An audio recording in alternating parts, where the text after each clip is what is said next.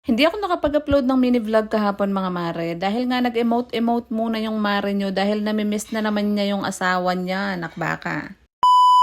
Upload nga ako ng reels kahapon mga mare at wala pang 24 hours ay umabot na nga ng 377,000 views na siya. Inuko, Diyos ko, ito pala yung gusto nyong content ko, yung nalulungkot talaga ako.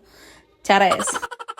Pero bago ko nga i-chika sa inyo mga mare kung ano talaga yung totoong nangyari, ay samahan nyo nga muna ako ngayon dahil maglilinis ako ng taas ng ref namin dahil sobrang dumi na. I-flex ko na rin sa inyo tong nabili kong ref cover sa online mga mare. Diyos ko, yung tahi pa lang nito, napakaganda na. Napaka-aesthetic din ng kulay niya mga mare at bagay na bagay talaga siya dito sa pintura ng bahay namin at saka sa pintura ng mga hagdan namin. Meron na rin yung dalawang bulsa sa magkabilang side mga mare. Kaya nga yung mga abubot nyo na nakalagay sa ref ay pwede nyong ilagay sa mga bulsa niya. At ito na mga bill ko sa kuryente at tubig mga mare, dinidikit ko lang talaga siya sa pinto ng freezer namin. Pero dahil meron na akong ref cover, dito ko na lang siya ilalagay. Diba? Luminis na talaga yung ibabaw ng ref namin mga mare at napaka-aesthetic talaga na nilagay kong ref cover. Kung gusto nyo nga rin nito, yung link ilalagay ko sa comment section at sa yellow basket. So yun na nga, mabalik na nga ako sa ichichika ko sa inyo mga mare. Alam nyo, nagpapasalamat talaga ako sa mga nag-share ng video ko na yun dahil totoong feelings ko talaga yung lumalabas sa video ko na yun. Bago kasi yun nangyari mga mare, diba nasabi ko sa inyo na isa akong work from home mom na nagtatrabaho talaga sa gabi. Habang nag-work nga ako mga mare, naka-open video call nga kami ni Mister. Tapos meron siyang iniinda na medyo may mga sugat siya sa kamay, ganun. Kasi nga nagtatrabaho siya sa kusina. Tapos 12 hours pa nga yung duty nila. Tapos walang day off. Every other day yung inspection. Ay no ko. Na-stress talaga yung asawa ko. Kaya naawa ako bigla habang nagko-callsak. Alam mo yun, yung ramdam na ramdam ko yung pagod niya, yung stress niya mga mare. Kaya hindi ko na talaga napigilan. Naiyak na talaga ako. Kaya nag-break time muna ako. Nag-breakdown ako dun sa sala, tapos nag-upload nga ako ng reels, ganun. Hindi ko na rin pinakita sa kanya mga mare na umiiyak ako. In-off ko yung camera, tapos nag-mute ako. Kasi ayoko naman siyang ma-homesick, ayoko nakikita niya ako na umiiyak. Sabi ko nga sa kanya ay magiging strong, independent woman ako habang wala siya. Pero hindi talaga may iwasan na minsan may iiyak ka na lang talaga kapag namimiss mo siya, tapos hindi mo siya kasama, ganun. Kaya naman kahapon mga mare, kinuha ko nga yung footage din sa CCTV nung umiiyak nga ako nung gabi mga mare. At in-upload ko nga dito sa FB. At hindi ko naman talaga alam na mag-viral talaga siya. Sobrang dami pala talaga nakaka-relate mga mare sa mga LDR relationship, lalong-lalo na yung mga may asawang OFW, yung mga jowa na OFW, ganun. Sobrang dami nga nagsishare nung video na yun mga mare, marami rin nagme-message, nagko-comment, na nagpapalakas talaga sa loob ko na ilaban talaga natin tong LDR na to. Kaya gusto ko rin naman i-shoutout yung mga nag-like, share, tsaka mga nag-comment dito sa video ko na to mga mare, dahil sobrang laking tulong to sa aming mag-asawa. Ang dami nga nadagdag sa followers ko ngayon mga mare, dahil nga sa video ko na yun, at maraming salamat talaga sa mga new followers ko, sa mga solid followers na patuloy nga sumusuporta. Ganun lang muna chika, salamat sa pananood.